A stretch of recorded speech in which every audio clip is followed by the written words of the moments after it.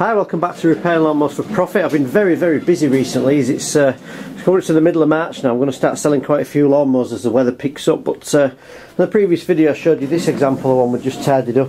I've actually got one on here. I want to do something similar with this today if we can. Probably not going to come up quite as well, but I'm going to start by doing a carburettor on this. It does start and run. I'm going to change the diaphragm and gasket on that, and we'll give this a clean up. Underneath there's the blade on, probably wants sharpening up as well, but there's no drive belt, so we'll try and have a look on here later on and see if we can get a drive belt on it, as that will bump up the profit as well. So to get started, I'm just going to take this carburettor to bits, change the diaphragm and gasket in here, and we'll take this outside and give it a start up. I'll just start by removing this air filter box on here. I think it's quite an old mower this. It's actually got a service sticker on the top. I think it's been hired out to people, so it might have had quite a lot of use. You can also tell if you want to know how much a lawnmower's done. One of the giveaways is on the front wheels. If you take a look at the tread on the front wheels, it's to look very flat. It's usually because the lawnmower's done a lot of work and it's probably been used a lot of the time to get hired out. So just take a look at the front wheels. There's a little tip, just to see you know, if it's been tidied up, see how much mileage, if you like, these lawnmowers have done. So it's a bit of a telltale sign, is that. So I'll take that off, and as you can see here, it's probably just about to see all the springs are working all okay. The two springs, everything's moving as it should. It's just very dirty. So I'm just going to take this off, and we'll give it a clean up and change the gasket while we're there. The first thing I need to do, of course, as I've shown before, I'm just going to extract all this old stale fuel out with my extractor. You can probably tell I've got my two lads playing outside in the garden with me today, so if you can hear a funny noise, it's just them racing about on the motorbikes and things. So, but the reason I like to work on these is it's so simple to get parts off. I've got a 13mm socket here and a 10 here, and that's all you need to get this full petrol tank and carburettor off. You don't need anything else. You just back these two parts off, and then you can remove everything you need to get at. On the Tecumseh engines and things like that, this can turn into a 20-minute job just to remove off the carburettor. So you just slacken these off and then basically move it out of the way. It's a great little thing to work on. I prefer these and the Hondas to anything else. Just back this one off a little bit further. I've not gone far enough with that one. And I'm just doing this really. I've got a spare hour, so I thought I'd just come in here and get it running right before I do anything cosmetically and tidy it up. So potentially it's a good mower this. It's not got the drive belt on, as I've said, but I might have one. But it's got the box with it, and if I can get the drive working and tidy this up, I could get some good profit out of this. So with those two parts removed, just pull this away. They have covered on the DVD in detail how to change the diaphragm and gasket, and there are other videos on my YouTube channel. But just looking at the back of this, all this is completely filthy, and you don't want that going into the carburettor. It's no chance of running right. And supposedly there's 6 screws, I think it is, on the top of here. I need to remove these 6 on the top of here and get this gasket off. But before I do that, I have a parts washer just behind here. Before you remove this carburettor from this petrol tank on here, clean it all off first, because you don't want any dirt going inside once you remove the carburettor. So a little tip there: make sure you remove the dirt off first. It will save you time in the long run. I'll just give this a little bit of a clean up as well and get these massive amounts of grass and mud out of here. I don't want anything in here at all. When I put it back together, it all needs to be clean and tidy. And I have cleaned this off actually with a hose pipe. I'm not sure if I showed it in a previous video. I have actually cleaned this off on the outside, so you can imagine the mess it would get in if you hadn't done anything to it before I brought it in the garage. So at least the bulk of it's off. And I just want to get everything in here around tidy. What I usually use on these parts here where the speed adjuster is, just use a little bit of WD, just spray it on and leave that for a couple of minutes. I also use some stuff called Gunk Ultra. This works quite well if you've got something that's really dirty as well. That seems to do a good job, so I'll actually just spray a bit of that on there and just let it soak in and tidy that up while I wash this petrol tank and this carburettor under the parts washer. You can see here I don't have a great big parts washer. I've just got this tiny little one that sits on the bench. It's actually a Clark one, and I use this the Gunk that I showed before. I use that as the solution in this. It does a good job. I just usually leave it on while I'm cleaning other bits of the mower, and just take a brush really. It's hard to do it, I haven't got any hands free. I just get all this off. It's really handy to have. It's not, an essential piece of kit to have if you're doing this. You can just do it by hand, but it just cleans it up nice and easily as well. And what I tend to do after I've done that is I've got a little compressor under here. Once again, not essential. I'll just dry the parts off using that. As you can probably tell here, just from the back of it, it's not perfect, but it's certainly got most of the dirt off, and it's good enough to take these screws out and just change this diaphragm and gasket. Now to do that, all you do is just remove these screws from the top using a Phillips driver. We'll take this off. as I said before, make sure there's no petrol in it. It makes the job a lot easier. So we'll just take this off and we'll move it out of the way. I'll just start this up out of the way, just move it a little bit stiff. I don't think that one's ever been off before. We'll take this off, I'll do that one a little bit more, move this out of the way. Been very careful to do this because there's a spring under here that I don't want to lose as well. I don't want to get any petrol because the carburetor will hold some petrol and I don't want to get petrol everywhere, so I'll just take that out of the way. And we'll take a look inside. As you can see in here, this diaphragm and gasket's all wrinkled up. It should be a lot better than that. It's on the bottom of the pickup tubes. There's all dirt on these tubes. It's no wonder the fuel is struggling to get through. This one's just basically peeling away. What's a new diaphragm and gasket on? I'm not going to cover everything on that today, as I've done this before, and it is on the Repairing Lawnmowers for Profit DVD as well. So there's the spring I was talking about that I don't want to lose. I'm going to pull this pickup tube off. I've shown a previous video for free on YouTube. This actually pulls off, and you can clean in here with an air compressor and some carb spray. And take this one off as well. Basically have a good blow out this carb with the compressor and some carb spray. Make sure it's all nice and clean and dry. Put myself a new diaphragm and gasket on this part here on the petrol tank, and particularly in here where there's some petrol in here. You can see in there it's really dirty in there, so any dirt in there needs cleaning out. Otherwise, of course, it will get picked up straight away again and foul up this carburetor. So I'm going to spend 5 minutes just cleaning these parts up. We'll pop it back together. I just wanted to show you this before I put it back together. That's the old gasket. And see how wrinkled up that is. It's looking a right mess, and these new ones are nice and flat. That's how it should start off life. So if you see one like that and you wonder why it's not running right, just spend a couple of pounds. I'll try and put a link actually to where you can buy these diaphragm and gaskets that suit these Briggs & Stratton, usually 35S engines. Below the video I'll try and put a link there so you can find somewhere where you can buy those as well, if that helps. You put these on with the thin side first, facing down, the way I usually do it. I usually put them on with the thin side facing down, do one at the top, and then I'll just push this carburetor on back onto this tank right from the top. Of course, you've got to make sure everything's really dry. Just take the time to get this lined up nice and neat. As you can see there, it's not quite right. Try not to bend it, and just get everything nicely lined up. Spend a few seconds just doing this. Might be easy to do it without gloves on, but you can see there. All these little tabs, by the way, these need to be correctly aligned as well. So we'll put that in. We'll put this one on the top, like that, and then we'll drop this carburetor back on. The easiest way I find to do this is just to put them both sat like that. Obviously there's going to be a bit of movement. Put these pickup tubes back in, just sneak it through the hole like that. Obviously everything does move a little bit, and if you look down from the top and line all the holes up, all you need to do is get a couple of screws in. Just put them in diagonally. I usually start with this one at the top and then this one at the bottom round here. Make sure everything's really set nice and square. If you're not happy with it, make sure you do it again, or you're going to waste yourself a diaphragm and gasket. So once it's all lined up, just take these one of these screws out of my metal magnetic dish I use at the top so I don't lose anything. I usually just nip this one up here just to get me started and put that one back in there. And don't tighten it right up, we'll just even it up and put that one in, and then we'll put this bottom one in here as well. There's a more in-depth video of this, as I've said before. It's on the DVDs, and there's some more on YouTube as well. If you search my other videos, I've done this quite a lot of times. So with those two in, you can see actually that all these holes actually line up nice and evenly where the other screws go in, so you can see that your diaphragm and gasket's all in the right place. And we'll just put those in and we'll just tighten those up. And before I put this back together, a lot of times when somebody's had a tinker with these, when I've picked them up to repair for profit, I see these two washers that are missing. They're usually sat somewhere on this intake on the machine. Actually they should go in here. Start with the rubber one first, and you just push that in here. If you don't get these in correctly and they don't go back on the machine correctly, you won't get a good seal. If you don't get a good seal, it won't pull the fuel through the carburetor and into the engine. So you make sure those two are sat before you put this back on and they're all even and in the right place. If they're not, then it won't work. As I said at the beginning, really easy to work on. We'll just hook this spring back in here at the top. There's a little hole on the top of this triangle shape, if you like. We've just got two holes in it. It's obviously the bigger one. You put that one in there, we'll push it in. That just clips in. No need to remove any of these springs for this job. And we'll just push this back on here. And it's basically all you need to do is tighten everything back up. It's exactly the reverse of taking it off. and we'll just nip that up, tighten it up, we'll take it outside and just see if it runs before we do anything else with this machine.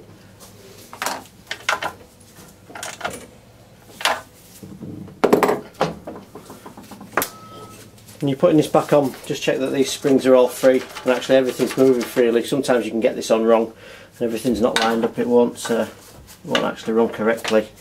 We'll take this outside. Another thing to note before we take it outside, make sure the inside of this tank's completely clean. If there's any parts washer fluid in here or anything, it's not completely dry. When you put the petrol in, it will contaminate it. It'll ruin the diaphragm and gasket, and of course it won't run right. Make sure everything's connected up right and you're happy with it before you take it outside. Another thing I'm just going to quickly do as well is just to give it a fighting chance, I'm just going to put another spark plug on here. I'll just remove this old one here. I always replace these when I'm selling, even if it's a really old mower. I always replace them. It's something else to list on the list of benefits that I cover in the Masterclass DVD of how to sell for maximum profit. It's just one of the things that you should do, one of the things I've always done. People like to know that it's got a new plug in it as well. Tighten that up just a little bit and put that on. We'll go and test this outside.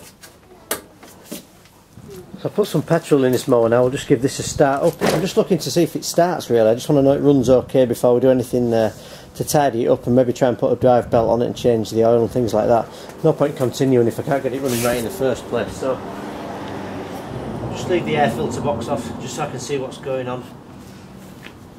And we'll give this a go.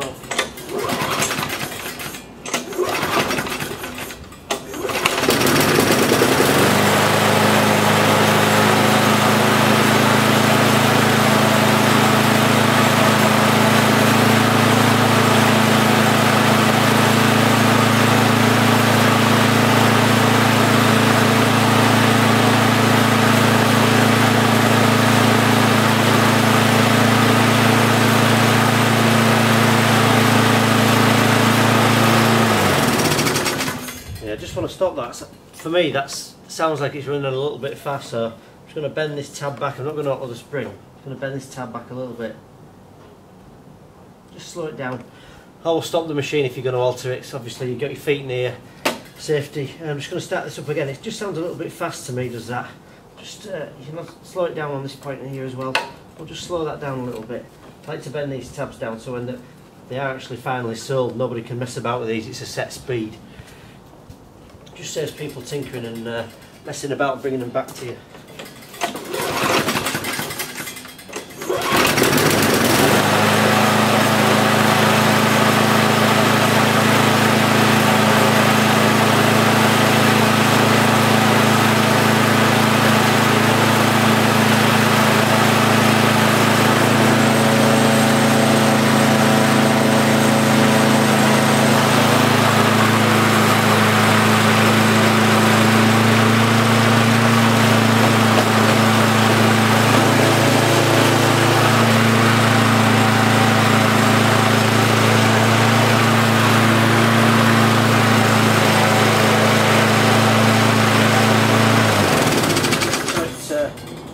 Seems to start and run okay. I'll probably leave it running just for a little bit longer with the air filter box on just to check the timing of that. Slowed it down a little bit, probably wants to go down a bit more than that as well actually, ideally. So keep it running. Best way to change the oils with this extractor.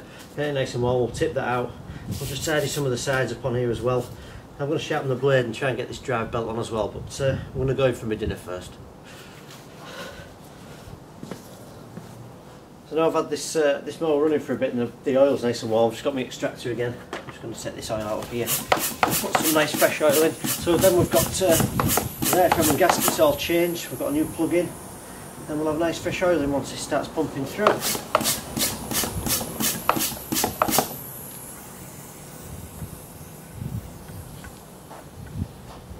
Just starting to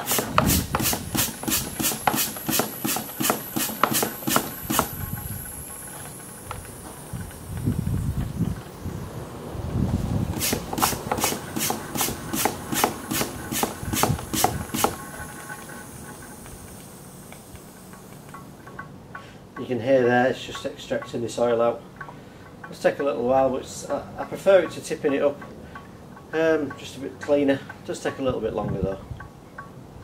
Now before I put any more oil back in here, I've just drained off the little bit of fuel that was left in from when we tested this. So I've got no oil and no fuel in. That gives me a bit of an opportunity to have a look underneath. As you can see here, this just wants cleaning off. Do this with a pressure washer, or a wire brush is an easier option if everything else is clean and tidy. But I want to have a look at this as well. As you can see here, it's got the transmission on the back, but there's no belt. So I want to see if I've got a belt and clean some of this grass out of here.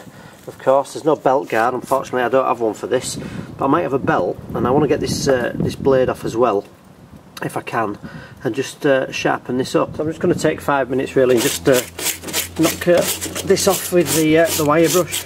You can see under here, this is the main cause of the holes coming in decks. People don't clean them off underneath. I suppose a lot of people wouldn't bother. I can understand why really, but if you do this, if you have a new lawnmower and you do it just once a year, it will stop the deck from rotting, and it'll make your mower last a lot longer. Most of the time when you see these types of mowers, the engines are fine, but the decks are rotten. This is the reason why. So just 5 minutes doing this, it will just help. One safety thing to note just before I continue doing this: I have of course removed the wire from the spark plug, removed the ignition.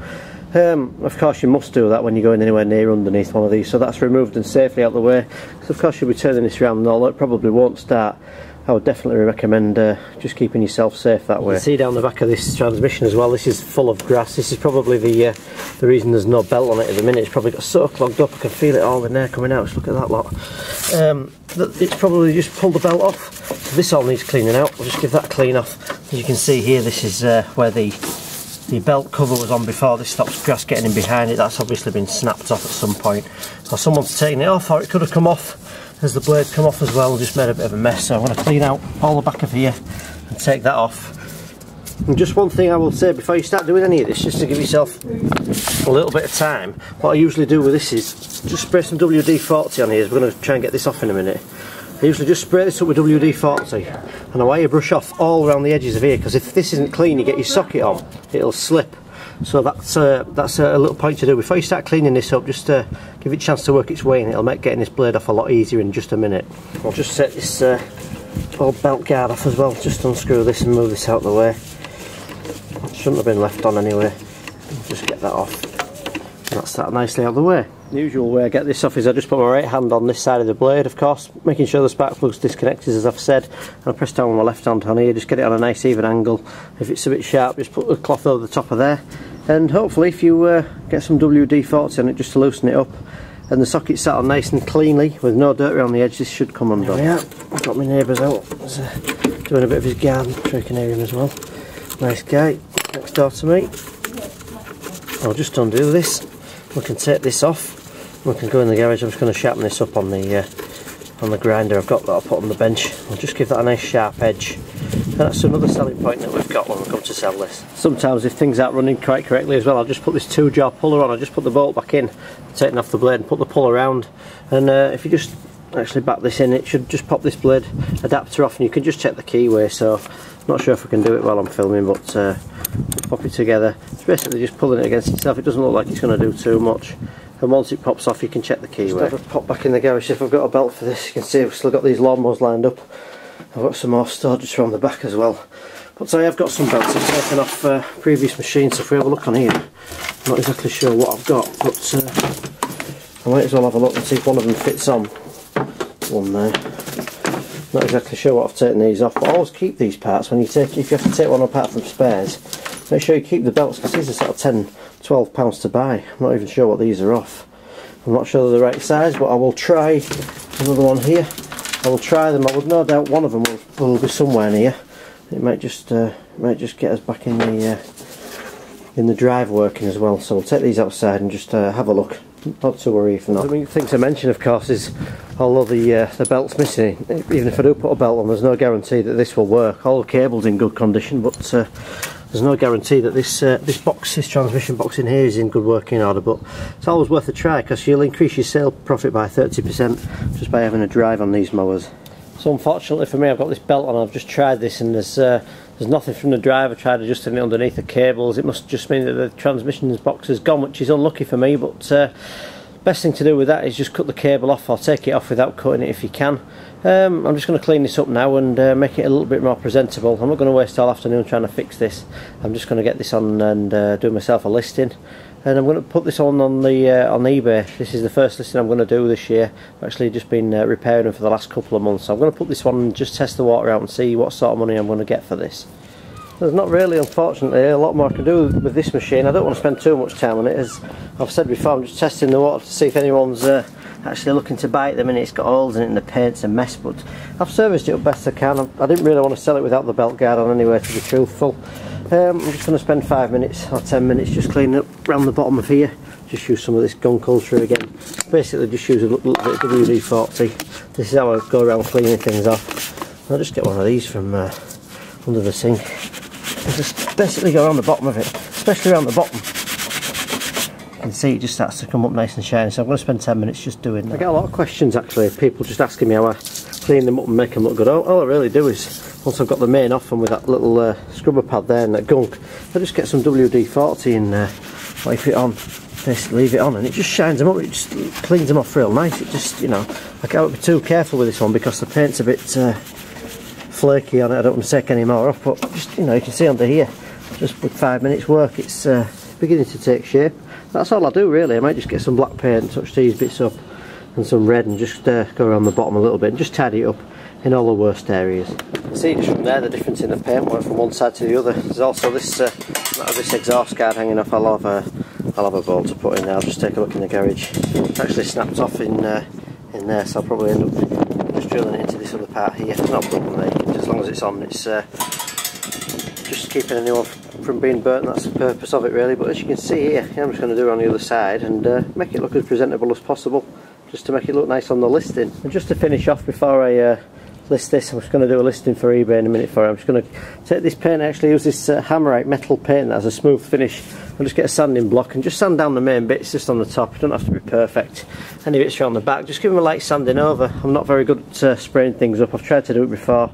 I tend to find it doesn't dry very well. If you just use this paint, it dries quite well, even with just a light sanding. So I'm going to do that with these black parts, and I may do a little bit just around here with the same type of paint. Again, it's just a hammerite metal paint. It seems to match up with most of the colours nice on the red, and obviously the black's fine as well. So there we are, I've got this as good as I can get it now. It's serviced up as much as possible. I'm just going to do an honest listing about it. I'm just going to, you know, point out the benefits of it being serviced, and also you must make sure that you mention things like if it's got a small hole in there, or if the drive doesn't work. You're always better off doing this up front. It saves any problems. But yeah, another one done, ready for summer. I think I'm actually going to list this one this weekend and just see what it goes for. So yeah, not the best mower I've ever seen, but I got it really cheap anyway. Been a little bit of faffing about with it, but yeah, it's a nice summer day now. Feels like a summer day anyway. Thanks for watching. Please rate, subscribe, or leave a comment, and keep in touch, and I'll post more videos shortly. Thanks for watching.